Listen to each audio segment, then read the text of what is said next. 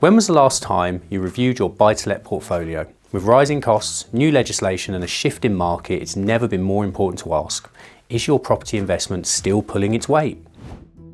Hi, I'm Ali and welcome back to Concentric TV, where we help landlords stay profitable, compliant and ahead of the curve.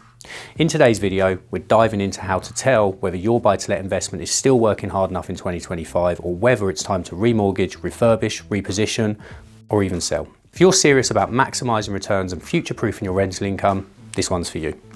So number one, crunch the numbers properly.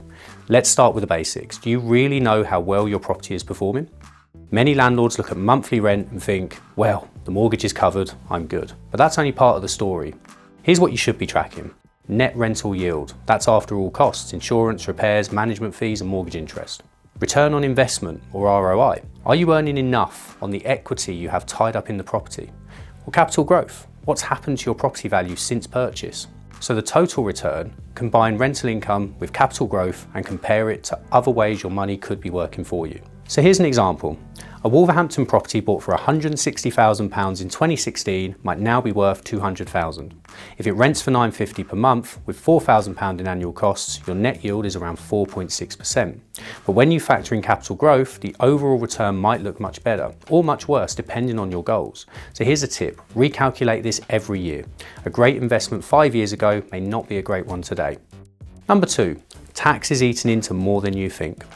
Since Section 24 and the phasing out of mortgage interest relief, many landlords are paying more tax than ever before.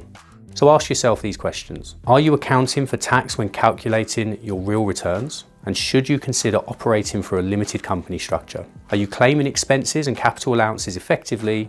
And is your accountant experienced in property-specific tax planning? Also, are you on the right mortgage product? Stress testing rules for landlords have tightened, so what was once a good deal may now be limiting your options or returns. So here's a tip. Net return after tax is what matters the most. This is where many landlords are unknowingly losing thousands. Number three, are you ready for what's coming next? Legislation is moving fast and it's definitely not optional. Here's what's coming on the horizon. The Renters' Rights Bill, big changes to tenancy structures, including the shift to periodic tenancies. EPC requirements, likely to require a C rating by 2028. Licensing rules, changing in many areas, especially for HMOs. So ask yourself a few questions. Will your property still be compliant later on in the year? Do you have systems or the right letting agent in place to stay ahead? And have you reviewed your tenancy agreements, safety certificates and licensing obligations recently? Here's a tip. The landlords who prepare early avoid panic and expense later. Number four, should you refinance, refurbish or reposition? If your property is underperforming, you've got options. Refinance, could you release equity or get a better rate before interest rates shift again?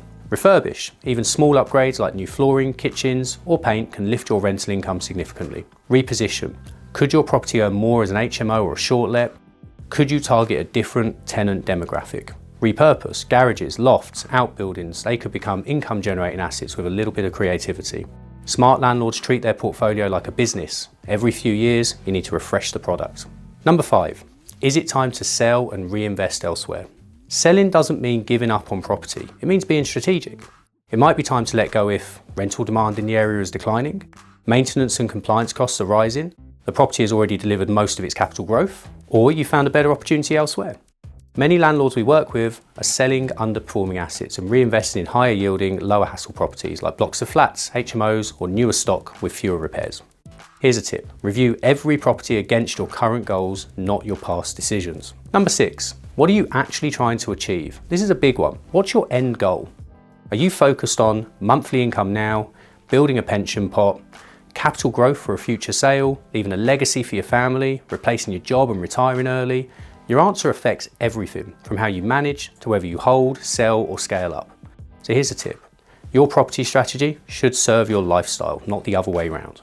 So in conclusion, the time to review is now. 2025 is a year of change and opportunity. If you're proactive, you can stay profitable, stay compliant and keep your investments working as hard as they should be. At Concentric, we help landlords across the Midlands review, reposition and grow their portfolios without the stress. If you'd like a portfolio review, a property checkup or access to exclusive off-market opportunities, click the link in the description and book a free strategy call. Now if you found this video helpful, give it a thumbs up, subscribe to Concentric TV and ring the bell so you never miss an expert update. Thanks for watching and I'll see you on the next one. soon.